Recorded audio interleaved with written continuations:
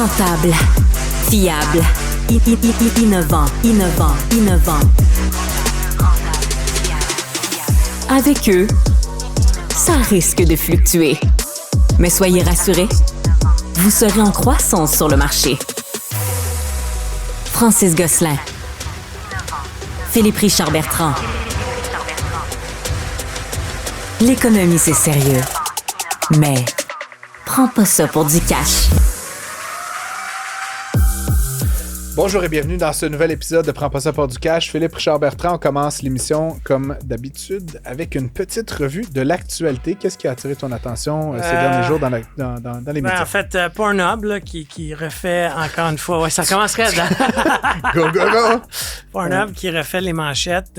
Il y a une poursuite aux États-Unis en ce moment, puis il y a des documents qui sont en train d'être présentés à la cour. Compagnie montréalaise. Qui était... Pornhub appartenait à MindGeeks. MindGeeks a été vendu en 2021 à une ethical fund. Un fonds éthique oui, de l'Ontario. Oui.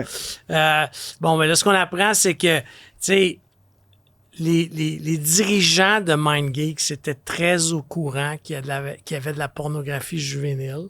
Sur le site.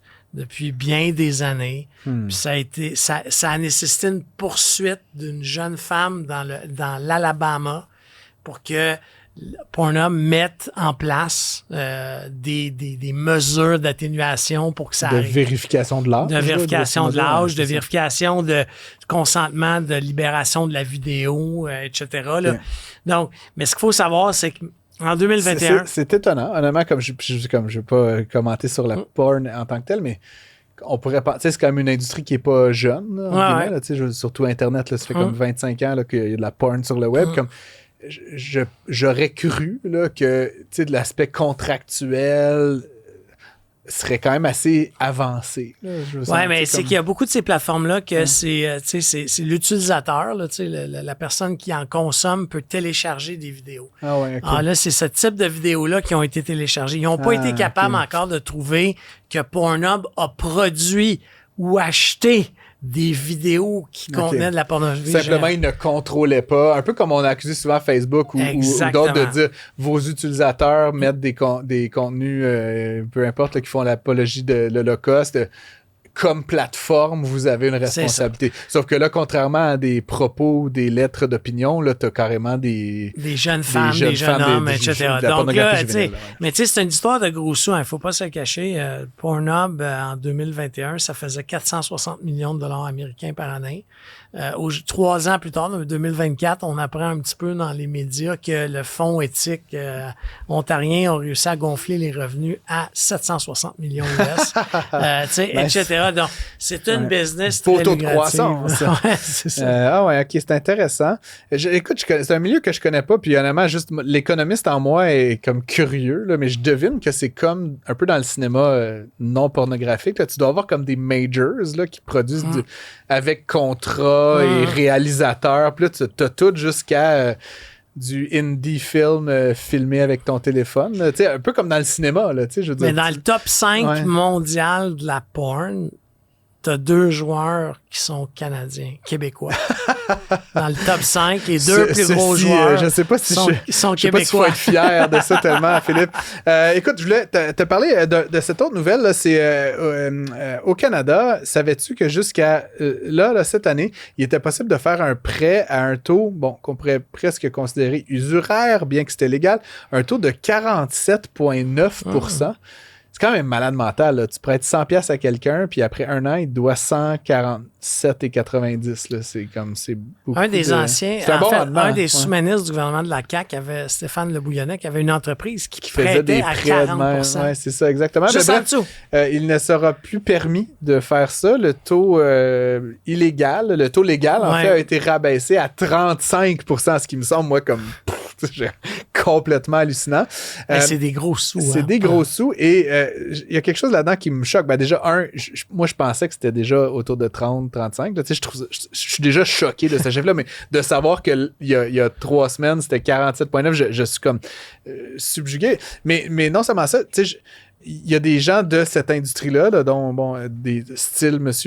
Le Bouillonnec et tout, là, mais qui ont dit en fait qu'ils étaient bien fâchés de ça, eux, parce qu'en fait, ça veut dire qu'il y a des gens qui ne pourront plus accéder à des capitaux parce qu'ils ne sont qualifiés avec leur analyse de risque, là, ils ne sont qualifiés qu'à un taux de 40 ou 45%. Mais je sais pas, en toi puis moi, Phil, si tu es dans cette situation-là, là, de devoir à ce point emprunter de l'argent à un taux comme celui-là, tu ne devrais pas emprunter. Comme, il y a quelque chose qui ne marche pas. Il y a quelque chose qui ne marche pas dans ta vie, là, qui n'est pas lié à l'argent. Tu es comme t'as une dépendance à la drogue. Ou, puis je suis comme un peu. Je sais pas qui, mais il me semble que quelqu'un, là, Desjardins ou une agence gouvernementale, comme devrait, je sais pas, s'intéresser davantage à des prêts de second recours, de dernier recours. Mais à 47%, là, tu comprends? Et ça ne fait qu'accentuer le problème. Là. Je veux dire, si t'es tellement dans la merde que t'es obligé d'emprunter de l'argent à 47,9%, je te parie que l'an prochain, tu vas être encore dans la merde. C'est comme ça mettons des chiffres dans la tête des gens. T'empruntes 1 000 $, tu dois 1 470 $. Dans un an plus tard. Ça n'a aucun bon sens. Tu restes dans un cycle infernal, de pauvreté infernal. C'est absolument fou. Phil, là, les taux ont baissé. Taux directeur, taux d'intérêt effectif sur les hypothèques. Et là, tu me disais que selon Nesto, c'est ça, qui est une agence d'hypothèques web, il y a comme, je me rappelle plus. 271 000 hypothèques qui vont être renouvelées en 2025 au Québec. OK. C'est énorme. Puis, c'est beaucoup. Tu sais, quand tu calcules ça, c'est ouais, puis ce que j'aime souvent dire, c'est qu'en fait, là, on se réjouit tous, moi le premier, que le taux baisse. Right? Puis bon, mon taux variable, dont j'ai parlé abondamment à Mario et à toi, baisse. Fait que là, mes paiements mensuels baissent et je m'en réjouis. Mais ça reste que par rapport à la situation d'avant la pandémie, et plusieurs gens ont pris des prêts là, en 2020 là, à 1,8, 1,9%, même si le taux a commencé à baisser, ça reste qu'il est beaucoup plus élevé qu'il ne l'était à l'époque. Fait que la plupart des gens qui étaient dans cette situation-là vont passer de 2 à 4% là, au renouvellement. Et ça, même si ça va dans la bonne direction, ça risque de faire quand même assez mal. Oui, et puis il y a des histoires qui sortent un petit peu dans les médias en ce moment, mais il y a des gens qui se font dire qu'ils n'ont jamais été en retard là, dans leur paiement hypothécaire. Puis l'institution bancaire fait juste dire on renouvelle pas. Trouvez-vous un autre banque. On renouvelle pas. Point. Trouve-toi une nouvelle banque. Démerde-toi, là. Tu sais, là, pourquoi tu rentres plus dans les facteurs de risque? Les ratios de risque. Alors là, est-ce que ça va faire diminuer le marché? Mais tu sais, 271 000 personnes, c'est hypothèques, c'est beaucoup d'hypothèques. Je veux dire, si on dit qu'il y a 2,5 personnes par maison, là, je dis n'importe quoi, mais je veux dire, c'est comme 600, 700 000, c'est un Québécois sur 10, là. Puis après ça, il y en aurait 28 faisons un chiffron, 30 de 271 000 qui sont dus avant le 31 mars. Ça se passe maintenant. C'est complètement fou, là. Oui, qu'on souhaite bonne chance, évidemment, aux gens qui sont dans cette situation-là. Moi, écoute, je me réjouis tellement que mes paiements baissent que j'oublie que le fait que ça me coûte foutument plus cher que ça m'aurait coûté il y a 5 ans. Mais quand même, parlons vite, Phil, là, c'est comme j'ai l'impression de ressasser cette même nouvelle-là depuis 8-9 mois, mais l'histoire du gain en capital. Quel cafouillage monumental quand même, non? Ça l'a coûté 400 000 emplois selon un quotidien ontarien. 400 000 emplois au Canada. Parce que les entreprises ont licencié les gens. Avant de l'entrée en vigueur, ils ont pris leur profit. OK? Après ça, ça l'a enlevé de l'économie 10 milliards, toujours selon ce quotidien anglophone. Puis là, en ce moment, la loi, elle n'est pas passée, là. Non, il y a eu un projet de règlement énoncé, je pense, en mai dernier, avril, début mai. Moi, j'ai lu 3 articles. C'était effectif au 25 mai. Oui, puis c'est ça.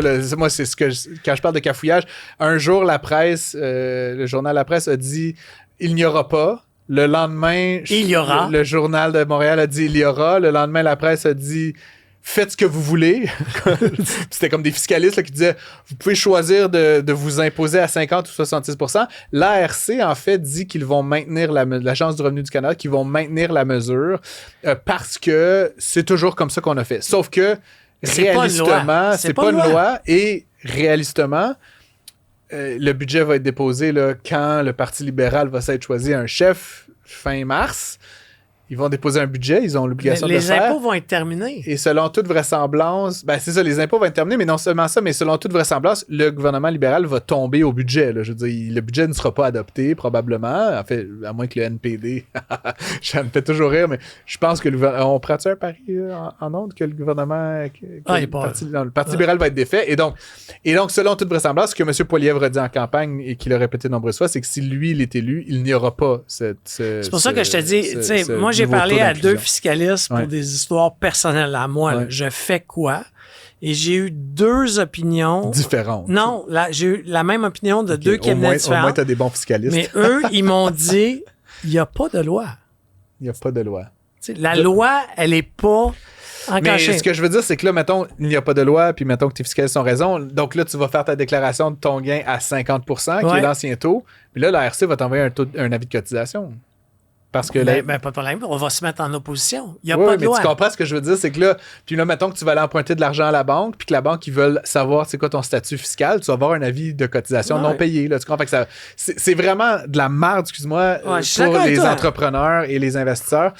Mais ça fait en sorte qu'on va moins investir, moins mettre d'argent. Puis encore une fois, c'est au détriment de l'économie canadienne. On va accueillir plus tard à l'émission Phil, un expert en la matière. Là, fait que je ne veux pas parler à travers mon chapeau, mais il y a un projet de loi qui date de 2020 ou 2019, là, la loi 16, le projet de loi 16, qui vient d'être un peu comme publié à la fin 2024 et qui va complètement transformer le milieu de la copropriété. Les condos, comme on les appelle, vont être obligés de faire une étude là, d'entretien de l'immeuble. Prévoyance. Et là, en fonction de ça, mettre de l'argent dans un fonds de prévoyance. Et en plus de divulguer cette information-là à n'importe qui veut acheter une unité dans l'immeuble, il y a plein de copropriétés au Québec qui ont genre pas grand-chose ou pas du tout. Ou pas du tout, ou très peu. Puis encore une fois, les gens calculent pas, mais si tu as 20 unités dans ton bloc qui valent 300 000 chaque, ben ton immeuble, il vaut 12 millions de dollars. Tu comprends? Fait que grosso modo, je sais pas comment... la première question que vous avez posée comme auditeur, c'est que si vous payez des frais de condo de 112 piastres, puis que vous pensez que c'est un vrai bargain, là, ben, pensez à l'âge de votre immeuble. À la dépréciation des fenêtres. Fait que moi, ça fait des années que je dis qu'on aurait dû avoir un encadrement comme celui-là beaucoup plus fort. Je comprends pas qu'on ait attendu des décennies avant l'apparition là, vraiment massive des condos au Québec. Et c'est comme une genre de crise là, d'entretien du parc immobilier qui est en train de se préparer. Il va y avoir beaucoup d'entretien les prochaines années et les immeubles ne sont pas... parce que le parc immobilier du Québec dans le condo est vieillissant. Exactement. Puis tu sais ça, évidemment, je veux pas trop ouvrir la parenthèse, mais dans tout ce qui est coop, puis logements sociaux, puis HLM, c'est pire encore. Puis ça, heureusement, c'est souvent géré la petite semaine. C'est un des coopérants qui passe le balai puis qui déneige l'entrée. Il n'y a pas de... Il n'y a pas d'entretien 22 piastres écart dans le fonds de prévoyance. Et ça, je sais pas, mais c'est souvent des gens qui payent 400 $ par mois là, pour leur appartement. Là, frais de condo inclus. Non, mais c'est tout inclus. Là, et donc, comment, ces gens-là, tu vas te tourner de bord, tu vas dire, le toit est en train de s'effondrer, ça coûte 800 000 $, genre, qui va payer? Est-ce qu'on va attendre que ça s'effondre? Puis ça, pour moi, ça fait un peu partie de ma hantise là, de ces HLM et d'autres immeubles qui sont, dans la grande majorité des cas, très mal entretenus. Fait que non seulement dans le marché privatif des propriétaires de condos, mais aussi dans le marché parallèle là, des HLM et coop, là, on se prépare une crise majeure dans les 10 prochaines années. Fait que, au moins pour les condos, c'est un petit rappel à la réalité. Là, ça va faire mal, mais au moins on commence à anticiper ça. Mais ça va être assez particulier. 2 derniers sujets. TikTok. Ouais, TikTok, mais tu sais... Entre le moment où on enregistre puis le moment où vous allez écouter, il va peut-être y avoir plein de choses qui vont se passer, mais au moment où on se parle, TikTok, le 19 janvier 2025, va être fermé par décret là, de la Chambre des représentants, sauf que M. Trump et les avocats de TikTok ont demandé à la Cour suprême de proroger la décision. M. Trump disant « Je suis le seul qui peut faire un deal avec les Chinois pour vendre TikTok puis à des intérêts américains. » Il est en train de donner ça à son ami Elon Musk, soi-disant passant. C'est ça qui est sorti. Là. La rumeur voulait que M. Musk soit en train de négocier avec les Chinois. Là, je ne sais pas de qui on parle, Mais tout de suite après, TikTok a démenti cette nouvelle-là. Fait qu'on sait pas où ce que ça en est. Puis, tu sais, le dragon canadien. Kevin O'Leary. Qui s'est mis partner avec quelqu'un qui veut acheter lui aussi. Je veux dire, qui vaut, mettons, 1 milliard. Là, il est très, très riche. Mais je veux dire, on parle de quand même une entreprise qui vaut 100 milliards de dollars. Là. Fait que je sais pas, Kevin O'Leary, là, je comme. Même s'il mais c'est associé à quelqu'un, un autre riche. Non, je sais. Même s'il mettait toute sa fortune, ce que personne ne fait jamais. Là, mais comme. Même s'il mettait... ça serait vraiment bizarre de voir le département de commerce américain ou même le DOJ, là, qu'on appelle le département de justice, laisser Elon Musk, qui est déjà propriétaire de Twitter.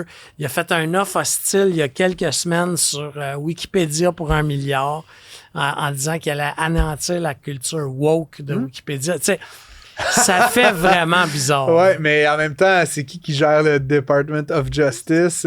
C'est un ami de Trump. La Cour suprême est favorable à Donald Trump. Puis, tu sais, c'est ça la plutocratie, comme on l'appelle, tu sais, la gouvernance par les milliardaires. C'est qu'à un moment donné, quand tu contrôles tout l'appareil d'État, qui va s'y opposer? Tu sais, c'est ça qui est intéressant. Mais tu sais, c'est bien surpris de voir... L'entreprise chinoise qui en est propriétaire va se faire dépossesser d'un bien. Tu sais, c'est une expropriation totale. Là. C'est assez particulier. Puis là, évidemment, moi, ce que je disais aussi, c'est beaucoup Mark Zuckerberg, là, qui, tu sais, a fait plein de décisions très douteuses ces derniers jours là, concernant Facebook. Pour faire plaisir à Trump. Mais ceci dit, moi, ce que je crois comprendre, c'est qu'en fait, il fait notamment ça pour s'assurer qu'à travers le bras armé du gouvernement, on ferme TikTok, parce que TikTok, ça lui fait très mal à monsieur Zuckerberg là, par rapport à Instagram et tout ça. Donc monsieur Zuckerberg, en faisant des courbettes à monsieur Trump et son administration, s'assure d'anéantir un de ses rivaux, puis de faire, encore une fois, plus de milliards de dollars. Un peu bizarre.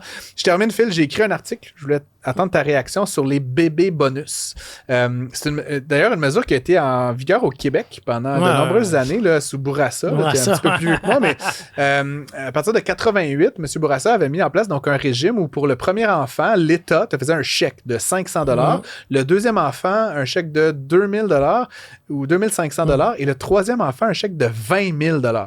Et là, je suis comme parti un peu à la pêche avec cette notion-là en demandant aux gens combien il faudrait que je te paye pour que tu aies un enfant de plus. Bon, toi, je sais pas si il y a un montant qui te vient spontanément en tête, mais... Honnêtement, moi, il faudrait pas que tu me payes. J'ai jamais été fermé à avoir d'autres enfants, malgré que mes enfants sont très... Ils sont dans la vingtaine, presque. Adultes, mais honnêtement, je pense que... Mais pour certains, ça peut peut-être faire une différence.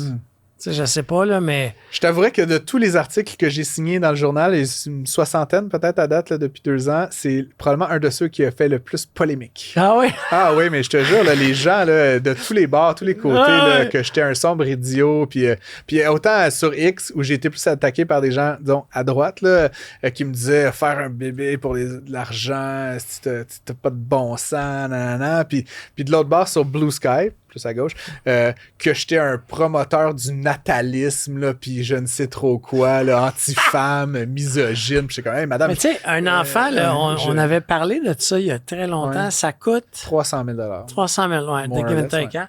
Tu sais, ton 500$ ou 5 000 ou 20 000 sur 300 000. Ouais, mais tu sais, c'est 300 000 sur 20 ans. Là, je veux dire, après, tu peux faire beaucoup moins ou beaucoup plus. Là, tu l'envoies à Harvard et tout ça, là, ça va te coûter plus cher que 300. Ouais, c'est ça. Mon point, c'est que puis c'est là où la plupart des gens, puis je m'inclus même là-dedans, là, ma femme est enceinte, là, je l'ai écrit dans l'article, là, je vous révèle ça, mais tu sais, on va avoir un enfant en mars, puis j'y ai posé la question, en fait, en écrivant l'article, je suis comme, tu sais, chérie, combien il faudrait qu'on reçoive pour qu'on pense en faire un troisième, tu sais, puis des fois, c'est juste comme le petit bump, genre de passer à travers les 6 premiers mois, tu sais, comme là, par exemple, moi, j'attends un enfant à la fin mars. Ma blonde va être on va être les deux pendant quelques semaines en congé de paternité. Fait que, nos revenus vont baisser beaucoup. Puis là, après ça, mettons qu'on avait un petit 20 000 $, là, Christy, ça ferait... ça fait tout dans mais c'est pour ça que je te dis. Ça paierait de l'aide, les couches pas au début, puis pas mal un stock de vêtements initiaux. Puis c'est sûr que ça va nous coûter. Mais tu sais, après, tu fais pas des enfants pour le chèque. Mais je dis juste, est-ce que ça enlèverait cet obstacle-là, tu sais, à court terme? Puis, encore une fois, je gagne très bien ma vie, puis c'est ce que je disais, tu sais, ultimement, tu peux t'imaginer, Phil, qu'il y a quelqu'un qui travaille au salaire minimum à 15 et 75 $, qui gagne 32 000 $ par année, s'il donne 20 000 $. En 1976, le Parti québécois disait « Faites des bébés ». Ouais. Si vous voulez l'indépendance, faites des Je sais pas si Paul Saint-Pierre Plamondon, il reprendrait cette ligne de com aujourd'hui. Bref, vous êtes à l'écoute de Prends pas ça pour du cash aujourd'hui. 2 invités, puis bon, heureux hasard en ce qui me concerne, mais on va parler d'immobilier aujourd'hui sous 2 angles différents. On a Sana Benzakour qui va nous parler de chez PMML, qui va nous parler du milieu du courtage immobilier commercial, une belle firme bien québécoise. Qui a ramené tous ses travailleurs aucun télétravail, mais beaucoup de flexibilité quand même. Oui. Donc, une méthode, une approche assez intéressante. Puis, on enchaîne avec Julien Gobeil-Simard, qui est cofondateur et directeur général de Hoodie, pour nous parler justement de cette loi 16 et comment ça va s'articuler plus concrètement. Donc, restez à l'antenne et puis, comme toujours, envoyez-nous vos commentaires, vos critiques, vos idées pour d'autres invités ou d'autres thématiques que vous aimeriez qu'on couvre. Un taux d'intérêt très élevé qui défie toute la concurrence du marché. Avec Francis Gosselin et Philippe Richard-Bertrand. Prends pas ça pour du cash. On commence l'émission aujourd'hui avec Sana Benzakour, qui est copropriétaire chez PMML, qui est une agence de courtage commercial, je pense. Sana, bonjour, bienvenue à l'émission. Bonjour Francis. Écoute, explique-nous déjà, peut-être pour commencer, qu'est-ce que vous faites chez PMML, comment ça fonctionne exactement? Donc, écoute, PMML, c'est une entreprise de courtage immobilier commercial. Bon, jusqu'ici, j'avais tout. Et un cabinet de courtage hypothécaire commercial aussi. Désolée pour ma voix. Non, c'est pas ma vraie voix, mais bon. Et puis, on vient de lancer la division d'assurance dommages aussi. Okay. Donc, tout dans le commercial. Notre ADN, c'est le commercial. Donc, multirésidentiel, industriel, bureau, commerce de détail. Et puis, à travers le Québec au complet, on a une licence aussi en Ontario puis au Nouveau-Brunswick. Donc, vous êtes des courtiers. Ouais. Oui, et vous vendez des bâtisses, là, grosso modo, tout sauf des maisons et des... Oui, c'est ça, tout ce qui est résidentiel. C'est tout. Quand est-ce que vous avez lancé ça, PMML? 2008. 2008. Patrice et moi, c'est que mon conjoint aussi, ça fait... J'ai rencontré, ouais, pour la petite histoire, on a participé à un événement tous les deux. Je trouvais ça vraiment, leur histoire extraordinaire. Puis tous les deux, vous aviez, à tour de rôle, pris la parole. Je vous ai trouvé tous les deux très inspirants. Donc, vous avez lancé ça il y a une quinzaine d'années maintenant, presque 20. Puis le succès est assez phénoménal, si j'ai bien compris. Oui, bien, on a eu vraiment... Tu sais, on est des gens de marketing à la base. Donc, quand on est rentré dans l'immobilier commercial, on avait une vision un peu différente. Tu sais, quand on dit de la pollinisation croisée, tu arrives d'une autre industrie, puis tu approches une nouvelle industrie, là, tu vois un peu tout ce qui va pas, ou comment tu peux adresser un message à une clientèle d'investisseurs. Et puis, avec nos rapports de marché qu'on a fait, et puis on s'est fait reconnaître vraiment dans toute l'industrie comme des experts parce que on a créé des rapports de marché pour éduquer, informer la clientèle. Et puis, en fait, puis ce qui est en arrière du rapport de marché, c'est les données. On est une entreprise de données à la base aussi. Coudon, ça fait écho à ce qu'on a entendu la semaine dernière avec François Raillé-Miro. Donc, une entreprise donc, qui va bien, tu l'as expliqué, donc vous faites du courtage, vous faites du courtage hypothécaire, donc vous avez, c'est comme un autre métier, là, c'est avec d'autres types de compétences. Puis là, vous allez vous lancer dans l'assurance de dommages. Ça fait quand même, comment dire, il y en a un qui est encadré par l'OACQ, l'autre par l'AMF. L'AMF, exactement. On est déjà un cabinet... C'est compliqué, tu sais, c'est ce que je veux dire, non? De mon point de vue externe, explique-moi comment vous faites une boîte avec tout ça. Ouais. On est un cabinet financier. Avec l'AMF, comme le cabinet de courtage hypothécaire, on est déjà avec l'AMF. Donc, c'était vraiment une formalité pour devenir, pour avoir notre licence, en fait, pour le courtage d'assurance. C'est tout nouveau. On le lance en ce moment. On a déjà une directrice et une équipe en ce moment qui est en train de commencer. Je me demande, tu sais, on sort de la COVID. Oui.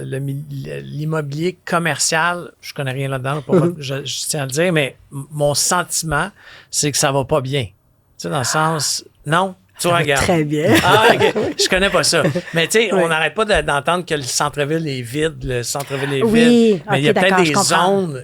C'est pour ça, c'est ma mauvaise compréhension. Mais est-ce que le marché va bien? J'aime ta question parce que dans l'immobilier commercial, c'est vraiment très vaste. Donc, il y a plusieurs classes d'actifs.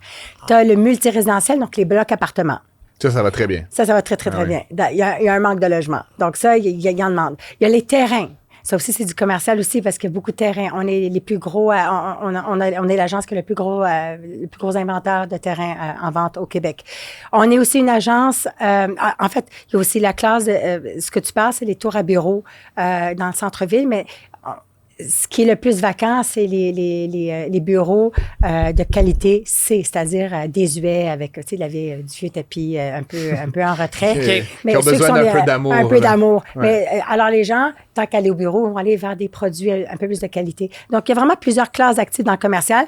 Dans les médias en général, on met ça dans le même paquet. C'est comme parler de condos puis de maisons unifamiliales. Faites-vous aussi de l'industriel? Oui, absolument. Genre des usines, ça aussi, ça va bien, des centres de logistique. Il y a quand même tout un autre... On a une belle équipe. On a une équipe très, très forte aussi en industriel qui fait ça. Donc, on est vraiment présent dans toutes les classes d'actifs dans le commercial. Mais c'est pas facile parce que nous, tu sais, petite histoire... Après avoir été à loyer commercial, puis avec les sommes que ça coûte, je me suis juste dit, on va acheter quelque chose. Oui. Puis là, tu regardes, mais c'est peut-être que j'ai trop regardé dans le C que tu as appelé, mais tu sais, ça nécessitait beaucoup d'amour. C'est des centaines de milliers de dollars d'investissement pour mettre ça au goût du jour, ou c'était pratiquement neuf, donc très cher. C'est les coûts de construction qui n'ont pas aidé non plus, là. Okay. Parce que quand on doit rénover un immeuble, s'il est base building ou juste la rénovation, c'est aussi les coûts de construction qui ont explosé. Donc, ça aussi, ça peut jouer un peu dans la balance pour les gens pour les inciter à revenir à... Sana, c'est pas un piège du tout, mais le marché du courtage, disons, un petit enjeu de réputation depuis quelques années. Peut-être moins dans le commercial, mais dans les médias, c'est rare qu'on jette des fleurs aux courtiers. On a le sentiment qu'il y a toujours un peu des shenanigans qui se passent. Puis bon, il y a eu des cas d'éclat, mais c'est un des métiers les moins, tu sais, c'est comme juste avec les vendeurs de chars usagés, puis je sais pas et les avocats et les politiciens. Mais comme ton conjoint, tu es une femme de marketing. Tu sais, j'imagine que ces enjeux-là de notoriété, de force de la marque sont importants. J'aimerais un peu t'entendre, tu sais, sur cette... Bon, il y a la réputation générale du métier, on y peut un petit peu, mais vous avez une marque, évidemment, que vous voulez positive, forte. Comment tu évolues? C'est quoi ta réflexion marketing dans ce contexte-là? Quand on est rentré dans le marché commercial, on n'était pas du tout connu. Donc, on devait avoir des standards excessivement élevés. Donc, quand on voit les lettres PMML, on sait que c'est des standards très élevés. Donc, oui, dans le commercial, c'est différent que dans le résidentiel. Je te dirais que c'est comme n'importe quelle profession, tu vas avoir des gens qui vont attirer l'attention de certaines histoires médiatiques qui vont pas être reluisantes. Mais en général, je te dirais que il faut juste, quand vous faites affaire avec un courtier, interviewez-le. Puis regardez, c'est comme n'importe quel... J'ai mes équipes légales, les avocats, je fais la même chose. Et on peut vraiment tomber sur quelqu'un d'excellent ou de très mauvais, si on veut, qui nous conseillera pas très bien. Mais... vraiment, ce qui nous démarque, nous, chez PMML, c'est vraiment, tu sais, on a la plus grande base de données au Québec. Ça fait 15 ans qu'on l'a bâtie. C'est pas nouveau. On l'a fait instinctivement parce qu'on vient du marketing. Donc, on doit appuyer. On devait appuyer un peu notre savoir sur les données de marché. Donc, ça s'est traduit un peu, puis c'est ce qui fait notre réputation. Donc, peu importe ce qui se passe dans le marché, je sais que nous, notre rayonnement est vraiment excellent. Ça veut pas, ça doit aider en termes de culture d'entreprise, recrutement, etc. Là, Oui, absolument. On attire vraiment des gens, tu sais, des gens d'expérience, comme dans notre division de courtage hypothécaire, on a beaucoup d'anciens banquiers qui veulent être à leur compte parce que c'est des entrepreneurs. Puis dans le courtage immobilier, c'est des entrepreneurs, des gens qui ont déjà des immeubles, des bâtisses, ou des fois qui veulent juste vraiment être à leur compte puis bâtir une clientèle. Donc, ils font partie d'un écosystème où est-ce qu'on leur fournit vraiment toutes les données, tout le support de notre CRM, de notre équipe administrative. Pour 100 courtiers, on est 50 personnes dans l'équipe administrative. Donc, le support est vraiment là. Donc, on est là pour donner, pour propulser les carrières des courtiers immobiliers, hypothécaires et d'assurance, bien sûr. Bon. Sana, je vais faire une petite confidence aux auditeurs. J'avais envie de t'inviter à l'émission depuis longtemps, mais ce qui m'a mis la puce à l'oreille, c'est un statut LinkedIn, je pense que tu as fait. Oui, j'ai fait un reel sur LinkedIn. Tu parlais de la conciliation travail-famille, puis bon, de toutes ces questions-là. Je veux pas emmener ça sur le terrain que tu es une femme et tout, mais bon, quand même, il y a eu plein de réactions à ça. Ouais. J'ai moi-même contribué. Déjà, parle-nous de ta perspective sur cet enjeu-là. Je pense qu'il est très d'actualité. Puis on le sait, dans le domaine du courtage, pour connaître plein de courtiers immobiliers, les gens, ils travaillent le soir, ils travaillent les week-ends. C'est là qu'il y a les visites, c'est là que... Peut-être moins dans le commercial, mais c'est quand même un milieu qui est très prenant. C'est un peu pedal to the metal, comme on dit. Qu'est-ce que tu fais avec tout ça? Et c'est quoi ta réflexion sur la conciliation travail-famille en 2025? Écoute, en 2025, j'ai tellement entendu de versions de cette fameuse conciliation de travail-famille, puis on dirait que chacun va l'adapter à sa sauce à lui ou elle. La conciliation travail-famille, dans le fond, c'est quoi que tu veux comme vie? Parce que si tu es en ligne avec ce que tu veux bâtir, tu as par exemple 4 enfants, là, conciliation travail-famille, je veux dire, tu as 4 enfants, soyons réalistes, tu vas pas bien dormir, tu vas être étiré à tout bout de champ, tu vas aller dans les activités parascolaires, tu as des rencontres parents, professeurs. Même avec 2. Même avec 2? OK, j'aime ça aller à l'extrême pour donner une image. En as-tu 4 récemment? J'en ai un merveilleux, mais un. Mais c'est ça, mais quand notre fils, quand on a commencé le courtage, mon fils avait 3 ans. Ben écoute, on commençait le matin, tu sais, comme le matin, oui, je m'occupais de lui et tout ça, je l'amenais à l'école. Puis après, on commençait à travailler, j'allais chercher à 5 heures les activités karaté, natation et tout ça, tu sais, les devoirs et tout ça. Mais à 8 heures, là, tu recommences à travailler. On recommence à travailler jusqu'à 11h, 11h30. Tu sais, fait que lui, là, jamais senti... Toi, t'arrives-tu à ne pas travailler, mettons? Non. Mais toi, tes enfants, t'as pas besoin de les border, là? Non, je sais, mais ils ont 18, 15 et 18 ans, mais c'est d'autres défis. C'est d'autres défis, mais tu sais, c'est comme, qu'est-ce que tu veux bâtir? Parce que quand tu travailles pas ou quand t'es pas au bureau, ce temps-là est tellement précieux. Est-ce que tu vas le mettre envers une entreprise que tu veux bâtir, que ce soit une entreprise de courtage ou, tu sais, comme ta carrière de courtage, comme tu parlais de courtage, ou est-ce que tu vas juste relaxer puis faire d'autres activités qui sont aussi peut-être du bénévolat, n'importe quoi. Mais il faut juste penser, se voir comme des êtres holistiques. Pourquoi est-ce qu'il faut travailler en silo? Ben là, c'est fini le travail. Après, c'est la famille. Après, des fois, on peut aussi embarquer un peu la famille dans le travail, dans le sens où, tu sais, maman, papa, ils travaillent fort, mais regarde. Puis là, on rêve avec les enfants. Nous, on rêvait beaucoup avec notre fils. Regarde, on regardait des fois le canal Évasion le samedi soir en soupant. Puis là, on regardait, tu sais, regarde Florence, on peut le faire à vélo. Tu sais, on peut aller là, puis on peut faire telle croisière, on peut aller faire tel voyage, road trip. Alors là, tu embarques les enfants dans leur rêve, mais c'est ça qu'il faut qu'après tu livres, il faut que tu travailles, puis il faut que tu sois capable d'y arriver. Donc, je pense que de trop couper ça au couteau, on se sent toujours en déficit émotionnel envers nos enfants, toujours coupable. J'en fais pas assez. Tu es au bureau, tu penses à tes enfants. Tu es avec tes enfants, tu penses à ce que tu n'as pas réussi à faire. Fait que quand tu fais la paix avec tout ce que tu as à faire, après, c'est juste de moduler, puis d'embarquer tes enfants. Puis quand tu te sens coupable avec tes enfants, ils le sentent. Fait que ça met une ambiance un peu bizarre, tu sais, à la maison. Faut être bien. C'est quand même un sujet drôlement, à la limite, polémique, je trouve. Tout le monde est pour la vertu, là, ça, non, mais tu sais, certains diront qu'à la limite, l'aiguille est peut-être allée trop loin, là. Tu sais, aujourd'hui, les gens, ils veulent être en télétravail, en pyjama. Tu sais, je fais de la grosse caricature, mais tu vois, comme un sens qui a, c'est pas juste générationnel, mais qui a une certaine catégorie de population qui est comme un peu abandonné ça, là, de travailler. Puis tu sais, c'est plus la conciliation travail-famille, c'est comme... puis je trouve ça, moi, qui est un entrepreneur, qui est quelqu'un qui travaille beaucoup, j'ai du plaisir dans mon travail, puis peut-être que je suis privilégié là, d'être dans cette situation-là, mais tu sais, j'ai l'impression qu'on a abandonné la valeur travail dans une grande partie de la société. Puis quand j'entends, puis je suis pas le seul, quand on entend conciliation travail-famille, c'est comme si on entendait que c'était une bonne chose d'abandonner la valeur travail, mais tu sais, l'éthique de travail, tu sais, se présenter à la job, travailler fort...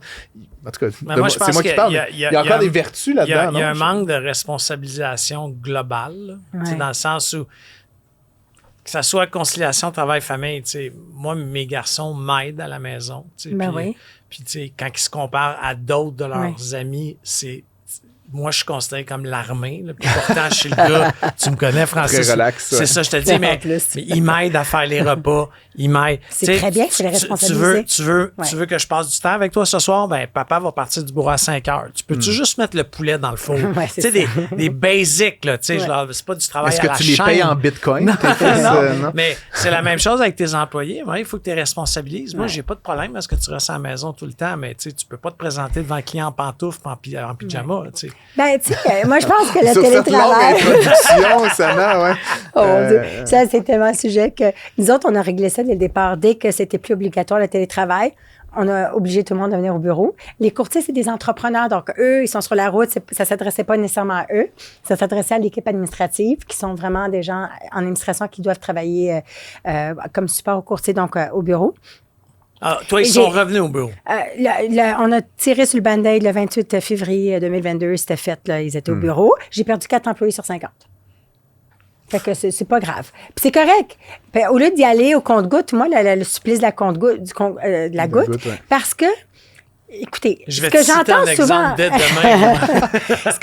parce que ce qui arrive, c'est que il y a des gens qui disent, moi, been there, done that, je suis bien chez nous, mais ta contribution est encore beaucoup plus importante dans une équipe parce que tu as le savoir, tu as la compétence, ton énergie. Comme là, en ce moment, on a une belle synergie. On aurait fait ça en Zoom, ça aurait été bien aussi, mais ça n'aurait pas été pareil. Fait que dans une équipe, d'avoir des gens qui ont un peu plus d'expérience, des nouveaux qui sont capables de parler à quelqu'un, puis la courbe d'apprentissage, elle est comme ça, versus toujours en Zoom, l'engagement des employés, le sentiment d'appartenance. Tu sais, la serveuse, le dentiste, puis le massothérapeute peuvent pas faire du télétravail. Fait que depuis quand que c'est devenu, c'était un privilège, maintenant c'est devenu un droit qui n'est pas nécessairement, qui ne devrait pas être un droit, ça devrait rester dans le cadre du privilège.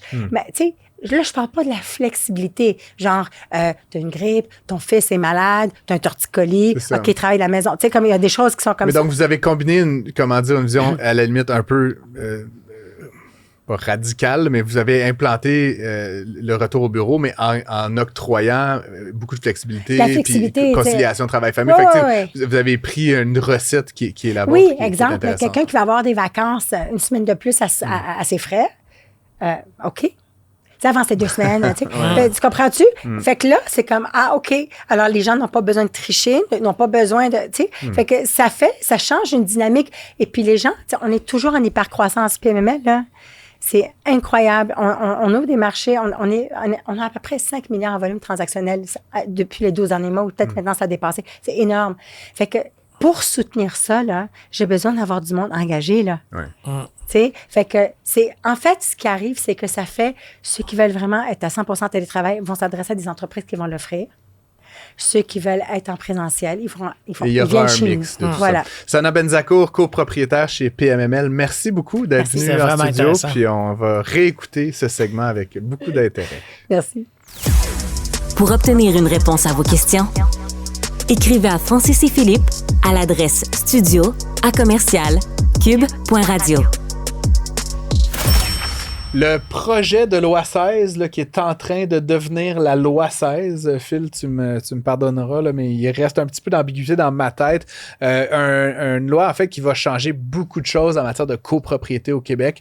Il a été publié là, à la Gazette en novembre dernier. Ce que je comprends, c'est qu'il reste des choses à faire, mais grosso modo, ça va être une révolution dans le domaine de la copropriété, dans le domaine des condos, comme on les appelle souvent au Québec. Pour démystifier tout ça, on parle avec un expert en la matière, certainement, quelqu'un qui a beaucoup participé au débat, aidé à vulgariser, Julien Gobeil-Simard, qui est cofondateur et directeur général chez Hoodie. Bonjour, Julien. Bonjour, merci de me recevoir. Ça fait grand plaisir. Dis-nous, comme je l'expliquais, j'ai suivi l'affaire, ça m'intéresse viscéralement, mais j'aimerais peut-être que tu nous expliques un petit peu mieux loi 16, là, d'où est-ce que ça vient, où est-ce que ça s'en va, puis dans le processus d'adoption, où est-ce qu'on en est actuellement? Oui, absolument. Donc, en fait, là, pour démystifier tout ça, le projet de loi 16, c'est une grosse réforme, projet de loi omnibus qui couvrait plein de choses, notamment le droit de la copropriété.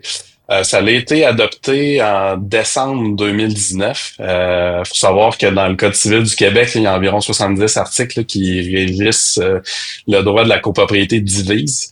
Puis une bonne majorité de ces articles-là ont été retouchés de façon mineure ou plus importante par le projet de loi 16. Donc, c'était quand même une assez grosse réforme. La plupart des changements sont en vigueur depuis janvier 2020. Mais il y a 3 éléments, en fait, qui sont les plus réformateurs d'ailleurs, là, qui sont pas encore en vigueur aujourd'hui. C'est tout ce qui concerne l'obligation de l'écopropriété là, d'obtenir une étude du fonds de prévoyance, de mettre en place un carnet d'entretien, et aussi quelque chose qui est un game changer dans le monde immobilier pour des transactions de condos, qui est l'attestation du syndicat sur l'état de la copropriété. Qu'en fait, le projet de loi prévoyait que ces éléments-là devaient être encadrés par un règlement du gouvernement. Règlement dont on n'a pas eu aucune trace jusqu'à tout récemment, c'est-à-dire le 11 septembre dernier. Le gouvernement, après presque 5 ans, a finalement déposé un projet de règlement. C'est encore un projet, c'est pas adopté officiellement. On espère ou on s'attend à une adoption dans les prochains mois, j'imagine, mais ça tarde. Là. Ça commence à faire beaucoup d'années.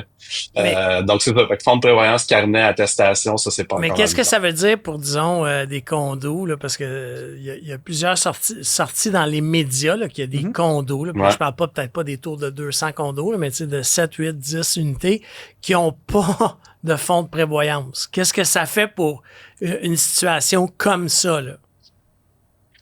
Ouais, ben c'est sûr que l'obligation d'un fonds de prévoyance, ceci étant dit, elle existe là, depuis en fait l'entrée en vigueur du Code civil du Québec en 94. Fait que des fois, il y a des gens là, qui peuvent confondre le projet de loi 16 avec l'obligation d'avoir en place un fonds de prévoyance. Ça, c'est une obligation pour toutes les copropriétés. C'est vrai qu'il y en a qui n'en ont pas de fonds de prévoyance, là, puis ils devraient se grouiller à en mettre un en place, mais ça, c'est obligatoire depuis maintenant plus que 30 ans. Mais je t'arrête un instant, Julien. Je veux dire, j'ai moi-même vu ça. Là, il y a un fonds de prévoyance, là, mais il y a, mettons, 50 unités dans l'immeuble, puis il y a 16 000 200 000. Non, mais tu comprends, l'immeuble vaut 30 millions de dollars, puis tu as 200 000 dans un compte. Fait que tu checkes la case fonds de prévoyance, mais je veux dire, ce que tu nous dis, c'est que cette obligation-là existe, mais on n'a jamais dit ce qu'il devait y avoir dedans, grosso modo. Là. Ouais, c'est ça. Puis ça, c'est le temps comique aussi quand tu achètes, tu magasines, tu sais, t'as peut-être un courtier qui dit, hey, il y a un fonds de prévoyance avec 25 000, ça, c'est un beau montant. Ouais, c'est un beau montant pour remplacer les cabanons, mais on fait pas grand-chose avec ça. Mais ce que la loi vient dire, c'est combien que ça doit être. C'est ça. Fait que là, en fait, la transition entre ce qui était obligatoire depuis 94 et ce qui va être obligatoire, là, une fois que tout ça va être rentré effectif, c'est que, tu sais, avoir un fonds de prévoyance, ça, c'était déjà obligatoire depuis 1994. Après ça, le minimum qu'on pouvait mettre dans le fonds de prévoyance, parce qu'il y avait un minimum prescrit par la loi, c'était 5 % du budget annuel d'opération de la copropriété. Fait que tu prends le prix des assurances, l'électricité, les frais bancaires, le déneigement, etc., puis tu fais 5 % de ça. Ça, c'est ce qui va dans le fonds de prévoyance au minimum. C'était le minimum obligatoire. Là, ce qui change ou ce qui va changer, c'est que ça va te prendre une étude du fonds de prévoyance faite par des professionnels qui dit combien tu dois mettre annuellement dans le fonds de prévoyance.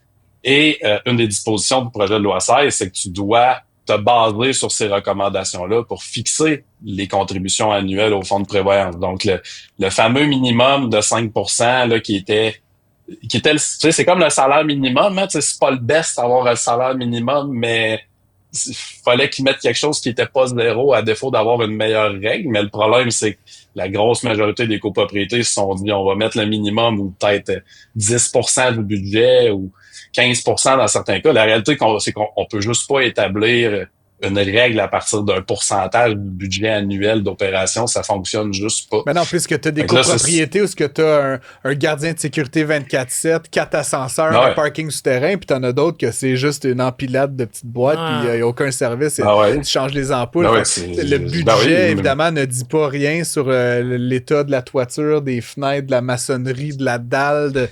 Ça n'a pas rapport. Là, je veux dire, tu peux... Ben non, c'est ça. Tu peux avoir deux copropriétés identiques, une en face de l'autre. Une s'achète une souffleuse, déneige eux-mêmes, puis l'autre se paye un déneigeur à 18 000 par année. Ben, celui qui se paye un déneigeur va avoir plus d'argent pour refaire son toit puis changer ses fenêtres dans 20, 30, 40 ans. Ça fait aucun sens là, de le calculer comme ça. Fait qu'étude du fonds de prévoyance, suivre les recommandations, c'est ce qui nous attend tous là, en tant que copropriétaires. Puis ceci dit, là, il y a quand même un peu de comment dire, de réticence ou il y a des gens qui contestent évidemment ce règlement-là. Puis bon, j'ai l'impression que plusieurs individus là ont eu comme une espèce de comment dire, de carte là, de sortie de prison gratuite là, depuis 20-30 ans. Là, c'est-à-dire qu'ils habitent dans un endroit, puis grosso modo, ils ne cotisent pas à ce qui se dévalorise, qui se déprécie. Là. Effectivement, les vitres, ben, ça a une durée de vie. Si tu ne payes pas à chaque année un petit montant. Donc, il y a des gens qui voudraient comme un peu faire continuer le party, là, si je comprends bien, Julien. Ouais. Puis, bon, je ne sais pas s'ils vont avoir gain de cause, là, mais actuellement, il y a quand même une certaine opposition là, à ce projet-là, non? Ben, c'est sûr qu'il y a une opposition, mais tu sais, l'opposition, je te dirais qu'elle est pas, à mon avis, là, c'est très, très, très improbable, là, tu sais, on est dans le dernier droit de l'adoption de ces règles-là. Le projet de loi a été écrit et adopté en 2019. On va pas retourner en arrière, là, tu sais, il y a pas assez d'opposition. Je te dirais qu'il y a quand même beaucoup de copropriétés là, qui comprennent là, d'où ça vient tout ça, puis que c'est important. Parce qu'ils l'ont vécu eux-mêmes aussi, là, la réalité de faire face à des travaux majeurs, puis de pas d'avoir un fonds de prévoyance vide, puis d'être obligé de demander des cotisations spéciales aux copropriétaires. Tu sais, quand on n'a pas l'argent dans le fonds de prévoyance, c'est pas qu'on fait pas les travaux, c'est qu'on les fait, c'est juste plus compliqué, puis ça amène de la chicane, puis des conflits, puis toutes sortes d'affaires. Mais effectivement, le délai d'adoption de tout ça fait en sorte que ceux qui s'opposent ou ceux qui sont pas d'accord avec ça, ben bénéficient de quelques années, si on veut, pour dire ben on va pas prendre l'avance, on va pas tout de suite faire une étude. Puis moi, je vais m'organiser pour peut-être essayer de vendre avant que le party soit fini. Parce que c'est vrai que en ce moment, on est dans un contexte, surtout depuis 2019, là, où on sait ce qui s'en vient, où c'est sûr que tu as des gens qui n'ont pas contribué au maintien de l'actif pendant 15, 20, 25, 30 ans. Je l'ai vécu moi-même. J'ai été dans une copropriété d'à peu près 25, 30 ans avec 15 000 dans le fonds de prévoyance. Chaque année, cotisation spéciale, année après année. L'autre avant moi, là, c'est frais de condo, là, c'était 112 piastres par mois, puis nous autres, ça l'augmentait à 280. Là, il n'a jamais payé pour les fenêtres qu'il a utilisées pendant 30 ans. Mais ce que ça veut dire, c'est qu'il y a beaucoup de consommateurs, là, de propriétaires là, qui vont avoir des méchantes surprises. Dans une autre chronique que j'ai faite, je pense qu'il y a, je ne veux pas me tromper dans les chiffres, mais il y a 28% des hypothèques à taux fixe qui sont à être renouvelées cette année. Puis ces gens-là avaient des taux de 2%. De 2%. Rajoute ça, plus ton frais de prévoyance. 1,84. Ils font la connaissance de cause. C'est fou, tu sais. Ça va faire mal à certains. Là. Ça va faire mal. Puis effectivement, c'était un peu la prochaine question que j'avais pour toi, Julien. Il y a des gens qui vont se retrouver, je ne sais pas si à la rue, mais qui ont carrément pas les moyens peut-être de... Autant que ce soit des cotisations spéciales que des augmentations salées de frais de condo. Puis là, tu dis 280 par mois, là, je veux pas te faire de la peine, mais moi, en tout cas, t'es à Québec, là, peut-être, je sais pas, peut-être moins cher à Québec, mais en tout cas, à Montréal, là, j'ai des 600 $ par mois, c'est pas... non, c'est sûr que ça s'en vient. Fait que ça fait mal. Puis je me demande, justement, le scénario, mettons, de quelqu'un qui aurait acheté il y a 30 ans. Donc déjà, les prix immobiliers étaient...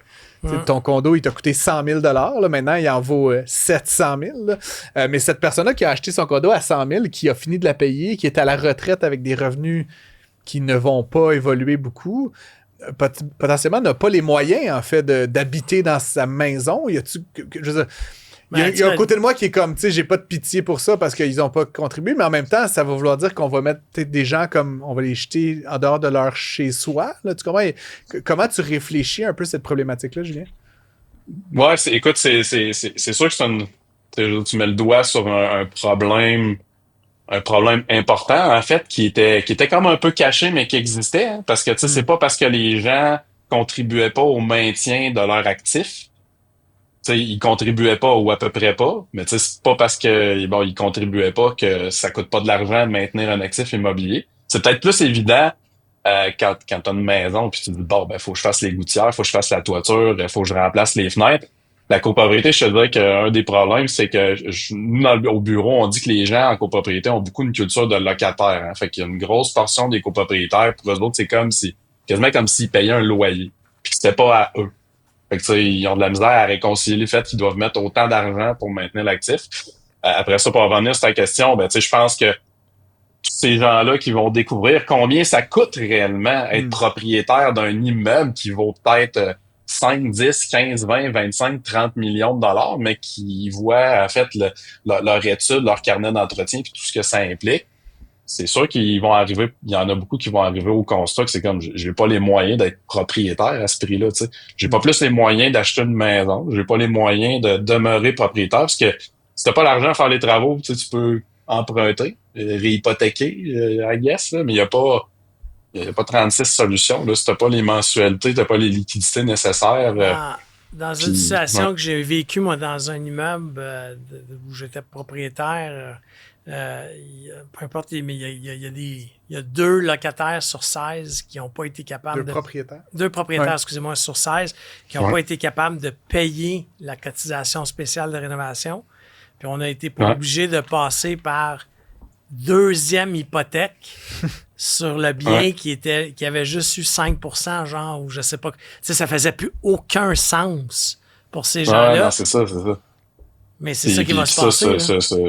C'est ça qui va se passer. Fait que, tu sais, moi, j'ai l'impression que on va voir ça dans les, tu sais, 3, 5, 10 prochaines années, là, des copropriétés qui souffrent justement d'être âgées, d'avoir des hauts besoins en investissement pour maintenir l'actif immobilier avec des gens qui n'ont pas la capacité de payer. Certains vont trouver le moyen de réemprunter, tu sais, d'aller piger davantage dans le REER, le placement, s'ils sont à retraite, etc., pour payer ça. D'autres vont faire le choix triste de vendre puis de redevenir locataire. Puis, tu sais, il va sûrement avoir des investisseurs immobiliers qui vont être là pour ramasser des condos en disant, ben, il y a un manque à gagner dans le fonds de prévoyance quand même important, puis qui vont venir dévaluer la propriété puis l'acheter à une valeur probablement plus élevée que ce qu'elle a été à payer il y a 10, 15 ou 20 ans, mais qui vont au marché d'aujourd'hui, qui vont l'acheter à rabais. À rabais. Mais, est-ce que tu vois justement, parce que c'est une de mes, comme économiste, moi, c'est quelque chose qui m'intéresse quand même. Est-ce que tu penses que ce phénomène-là, puis j'ai de la misère à en saisir l'ampleur. Moi, je t'avouerais que je joue un peu dans cet univers-là de l'immobilier depuis longtemps. J'ai le sentiment que toutes les copropriétés sont en déficit de fonds de prévoyance. Mais bon, peut-être que je me trompe, là, mais puis certaines plus gravement que d'autres, là, mais je connais pas beaucoup de copropriétés qui ont 1,5 million dans leur compte. Là. C'est comme tu disais, des 25 000, puis dans le meilleur des cas, des 200 000. Mais est-ce que tu penses que ça va créer une forme de déflation dans le prix des condos, justement? Puis, bon, là, tu parles d'investisseurs, là, présupposés des groupes, des gens qui ont beaucoup d'argent, mais pour un premier acheteur qui serait capable d'adopter une perspective de long terme, puis de dire, ben, oui, il y aura ces mauvaises surprises-là, mais est-ce que tu penses que ça pourrait faire baisser le prix des condos, puis peut-être d'une certaine manière particulière les rendre plus abordables? Est-ce que c'est un scénario qui est possible? Ben, oui, je pense que oui. C'est sûr qu'après ça, tu sais, la mathématique de tu sais, l'augmentation de la valeur des propriétés, tu sais, qui est quand même constante, puis aussi pour les condos. Bon, est-ce que cette augmentation-là va être, tu sais, compensée par le manque de sommes pour maintenir l'actif qui va faire diminuer la valeur, ou tu sais, l'un va supplanter l'autre légèrement? Mais je pense que oui, ça va probablement amener une certaine stabilisation, ou du moins là, dans le prix des condos, soit ralentir l'augmentation par rapport à une unifamiliale, ou même peut-être créer là, une petite perte de valeur qui va surtout impacter là, l'âge moyen du parc de copropriété là, est autour de 25-30 ans, donc il est quand même assez âgé. Fait qu'on a beaucoup de copropriétés dans cette situation-là, là, c'est-à-dire beaucoup de travaux à faire dans les 5, 10, 15 prochaines années, pas beaucoup d'argent pour les faire. Fait que, tu sais, ça n'a pas le choix, tu sais, si tu regardes l'âge moyen de la copropriété au Québec, ça n'a pas le choix d'avoir un impact sur la valeur. Surtout avec la transparence qui est liée à l'attestation aussi, là, qui est une autre des dispositions du projet de loi 16 là, qui va entrer en vigueur lors de l'adoption du règlement, qui va obliger les vendeurs à afficher en fait leurs couleurs, là, si on veut, là, c'est-à-dire de dire, ben, voici ce qu'on a dans le fonds de prévoyance et voici ce que l'étude professionnelle dit qu'on devrait avoir. Donc l'acheteur va être en mesure de quantifier ce manque-là.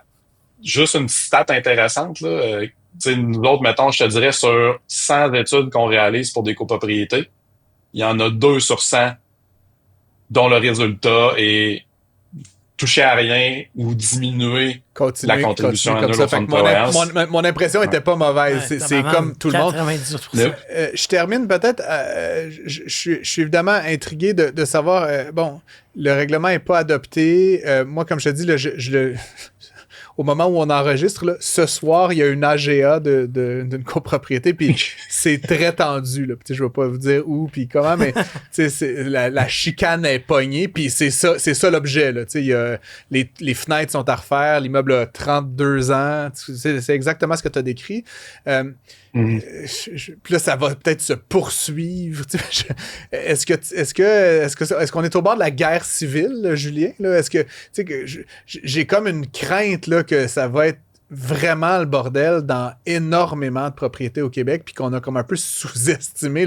Il n'y a pas beaucoup de monde qui aide là-dedans. Là. C'est juste du monde qui connaissent rien à rien, qui ont une unité, qui sont pas des avocats, qui sont pas des architectes. Puis le monde, ils se chicanent parce qu'ils veulent pas payer, ou ils veulent payer, ou ils veulent...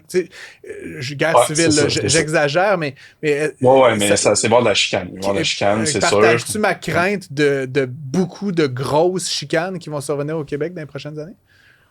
Absolument, je partage ta crainte, surtout aussi, tu vas avoir des gens qui vont être fâchés contre les professionnels qui leur livrent une étude. Ils sont pas d'accord avec le résultat, là, tu sais, comme non, j'ai pas le cancer, tu sais, un peu le tu sais, quand le médecin t'annonce la mauvaise nouvelle. Là. C'est un peu une comparaison un peu drastique, mais c'est ça pareil. Là. C'est comme fait que tu sais, après ça, ben tu vas avoir le conseil d'administration versus les copropriétaires. Tu sais, les copropriétaires qui sont pas d'accord avec les administrateurs. Les administrateurs, ça leur tente pas non plus que le frais de condo passe de 200 pièces à 400 pièces par mois, tu sais, mais c'est leur responsabilité d'administrer la copropriété.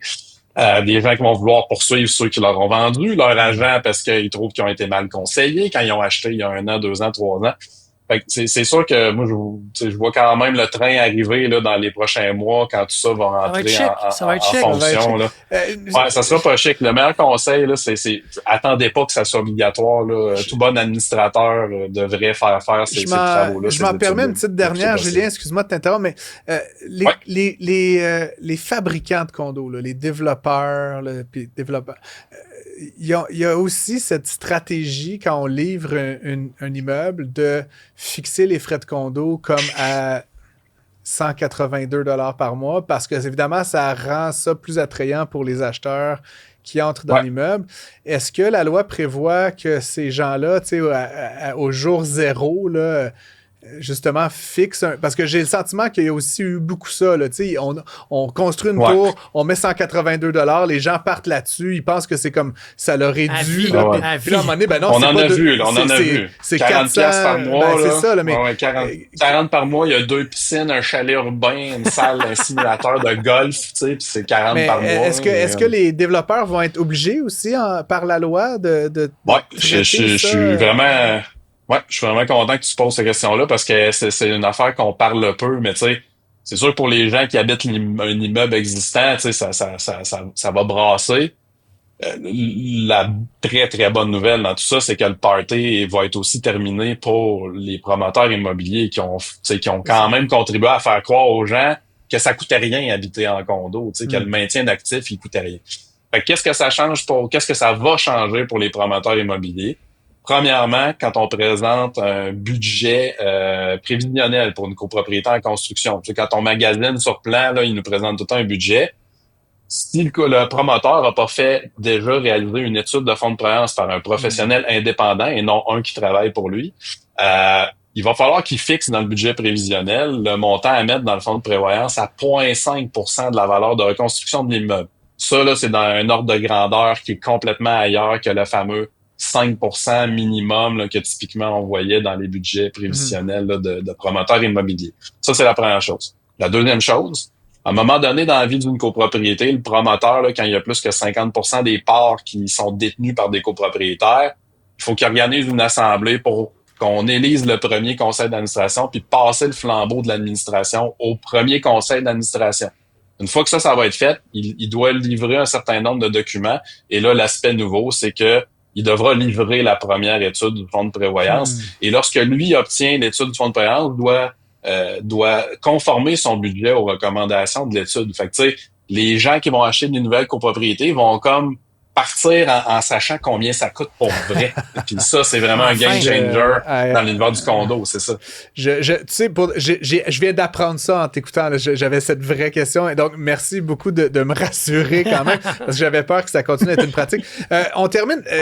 Tu es cofondateur et directeur général de Hoodie. Ça mange quoi en hiver? Là? Je te laisse nous faire ton pitch en 30 secondes. Là, mais absolument. Fais-nous découvrir un peu ton univers, Julien, s'il te plaît. Oui, absolument. Hoodie, en fait, quand on a créé cette compagnie-là, c'était pour répondre à un besoin. On t'imagine souvent que la copropriété au Québec, là, on imagine des grandes tours dans Griffintown ou en ville, etc. Mais il faut savoir que 90% des copropriétés au Québec, c'est du 20 unités et moins. Là. Fait que le portrait de la copropriété, c'est bien plus un 6 unités dans Mont-Royal ou Limoilou à Québec qu'une tour à condo. Puis l'affaire, c'est que c'est les services professionnels là, pour obtenir ces fameuses études-là, quand le projet de loi 16 a été adopté, coûtaient les yeux de la tête et c'est encore le cas aujourd'hui. Fait qu'Audi, nous, on s'est donné comme mission d'offrir aux petites copropriétés, au gros volume de petites copropriétés, un service de qualité, mais qui serait abordable comparativement au reste du marché. Donc, c'est ce qu'on fait. Nous, on fait là, plusieurs centaines de mandats par année. On préserve des prix raisonnables pour les petites copropriétés. Puis, en addition à ça, les copropriétés vont être obligées aussi de gérer leur carnet d'entretien, hein, fait que garder des traces de tout ce qu'ils font en termes de travaux et d'entretien. Ouais.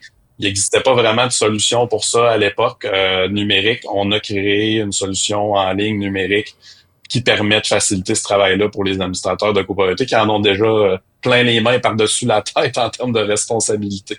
Donc, c'est ça qu'on fait chez nous. C'est vraiment intéressant. Peut-être que je vais même te donner un mandat, qui sait. Merci beaucoup, Julien. Avec Gobeil-Simard, je rappelle que tu es cofondateur et directeur général de Hoodie et on parlait donc de ce fameux projet de loi 16 qui est comme en train graduellement d'être adopté, mais comme tu l'as très bien dit, n'attendez pas d'être obligé de le faire pour commencer à le faire. Je pense qu'il vaut toujours mieux prévenir que guérir. Merci d'avoir été avec nous. Francis Gosselin et Philippe Richard Bertrand remplissent vos poches sans vous les vider. Philippe, bon show. Yes. Qu'est-ce que tu as retenu d'aujourd'hui? Il y en a qui vont avoir des surprises dans les condos. Ouais, là, ben ouais. Ça sera pas chic. Puis, tu sais, encore une fois, c'est qui va faire de l'argent? Les constructeurs. Pourquoi? Les les rénovateurs. Les rénovateurs. Ouais, mais là, à un moment donné, oui, là, mais on est dû. Ouais, puis avant, comme je le disais, avant que les toits s'effondrent puis que les vitres cassent. Les gens ont de la misère à payer leur hypothèque. Là, on va leur apprendre qu'il faut qu'ils fassent un fonds de prévoyance de plusieurs centaines de dollars, possiblement. Oui, possiblement, certainement. Certainement. Je ne sais pas comment ils vont payer ça. Puis en plus, dans le rapport qui va sortir, si ça dit ta fondation, la toiture, il va falloir que tu la fasses. Oui, bien sûr. Mais ça, puis tu peux toujours attendre 1 année, 2 années de plus, mais à un moment donné, si tu as très peu dans le fonds de prévoyance puis qu'il faut faire ces travaux-là qui coûtent très, très cher. Sinon, pour ce qui est de l'immobilier commercial, j'étais assez surpris de ce que nous racontait Sana. Et notamment, Phil, t'en as un peu parlé, mais moi aussi, j'étais sous l'impression que l'immobilier commercial, puis on entend parler, les centres-villes, rien de tout ça. Puis évidemment, avec des différences, je pense, assez notoires entre on pourrait dire les catégories d'immobilier, là, pour les artères, elle a parlé des artères, comme Sainte-Catherine, ça va mal, mais monte une rue plus haut, c'est pas le cas, c'est vraiment intéressant. Ça, effectivement, donc ça va être évidemment à surveiller tout ça. L'immobilier commercial qui est quand même aussi une mesure de la vitalité de notre économie, de comment ça va, donc d'entendre que les choses vont plutôt bien, je trouve ça d'une certaine façon rassurant. Merci d'être à l'écoute et n'hésitez pas à nous écrire, j'essaie de dire plusieurs mots en même temps, n'hésitez pas à nous écrire studio@cube.radio pour vos commentaires, vos suggestions. Et puis, on se retrouve la semaine prochaine, même place, même heure, pour de nouvelles aventures. À la semaine prochaine. Tous les épisodes de Prends pas ça pour du cash sont disponibles en podcast sur l'application et le site cube.ca.